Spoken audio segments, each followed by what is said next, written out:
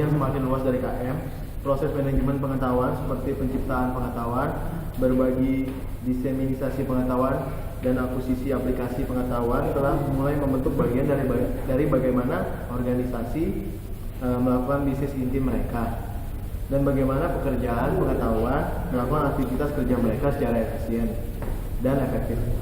Yaitu satu, budaya dalam sebuah lingkungan di mana pengetahuan individu dihargai, membangun budaya yang mengaku pengetahuan tajid dan mendorong karyawan untuk berbagi sangat penting.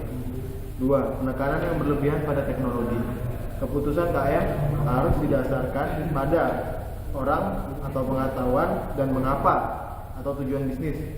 Anda harus menyimpan penggunaan teknologi untuk yang terakhir. Dengan kata lain, sukses KM dimulai dengan strategi KM dikombinasikan dengan pembinaan budaya organisasi yang memungkinkan dan memberikan penghargaan untuk berbagi pengetahuan berharga. 3. Isolasi KM dan tujuan bisnis.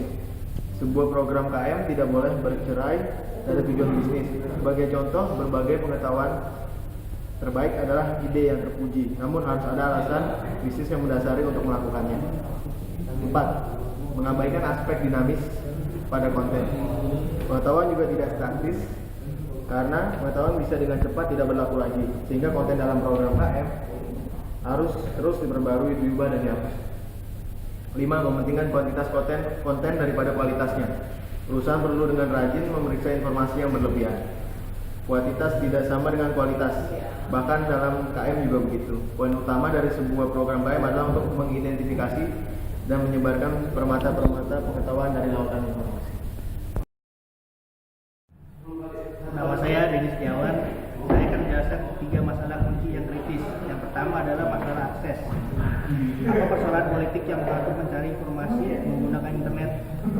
Apakah faktor-faktor yang menghambat karyawan dari mengakses pengetahuan kritis dalam organisasi mereka? Kedua, masalah organisasional.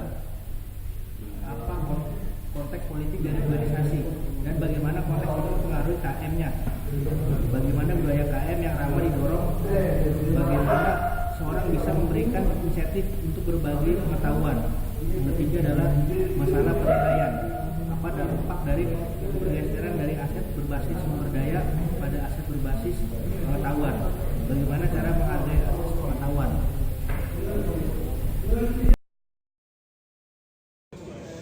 Nama saya Martin, saya akan menerangkan mengenai isu politik mengenai internet search engine.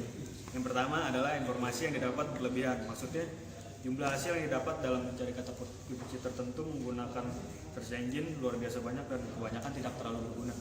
Yang kedua adalah search engine secara sistematis mengecualikan situs tertentu dan beberapa jenis situs yang menguntungkan bagi orang lain.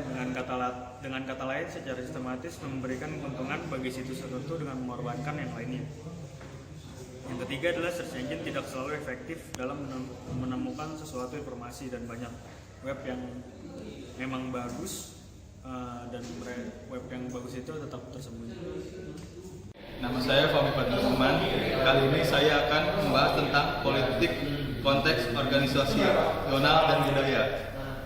KM harus mengatasi tidak hanya untuk informasi itu sendiri, tetapi juga praktek bisnis dan proses yang menghasilkan informasi. Konteks organisasi tersebut akan mempengaruhi pelaksanaan KM dan evaluasi mengenai seberapa sukses implementasi ini. Dan pergeseran ke aset berbasis pengetahuan.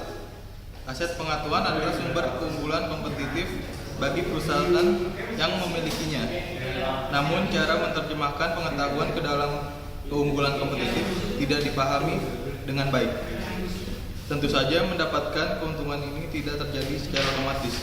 Perusahaan harus tahu cara mengekstrak nilai dari aset pengetahuan. Ada juga biaya yang pasti terjadi dalam mengolah akses pengetahuan. Nama saya Mika Bekrian. Secara umum, sebagian besar pendekatan setuju bahwa ada 3 jenis intelektual kapital untuk dipertimbangkan. Pertama, human capital, kemampuan individu dan tim untuk menerapkan solusi untuk kebutuhan pelanggan, kompetensi dan mindset. Kedua, organisasi kapital, kodifikasi pengetahuan, budaya dan nilai norma-norma. Ketiga, customer capital, kekuatan dari hubungan dengan pelanggan, nilai unggul yang dirasakan oleh pelanggan dan solusi khusus yang ditawarkan. Di sini saya akan membagi menjadi 3 kelas yang luas. Yang pertama yaitu rumeratif intensif, atau yang dikatakan di saat di mana agen mengharapkan beberapa penghargaan materi seperti uang dalam pertukaran untuk bertindak dengan cara tertentu. Yang kedua yaitu moral intensif, dikatakan ada saat di mana pilihan tertentu secara luas dianggap sebagai hal yang benar untuk dilakukan.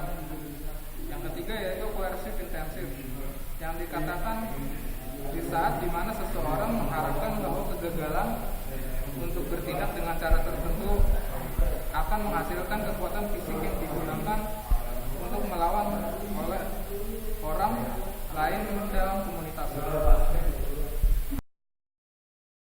Nama saya Yohanes. Saya akan menjelaskan 5 rekomendasi untuk postmodern knowledge management.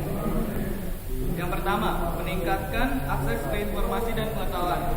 Yang kedua, mempromosikan berbagai pengetahuan melalui lingkaran belajar dan koalisi vertikal ataupun horizontal, teknologi peer-to-peer, COP, helpdesk, e-learning, dan interaksi yang lebih baik atau saling belajar dengan kelompok lainnya.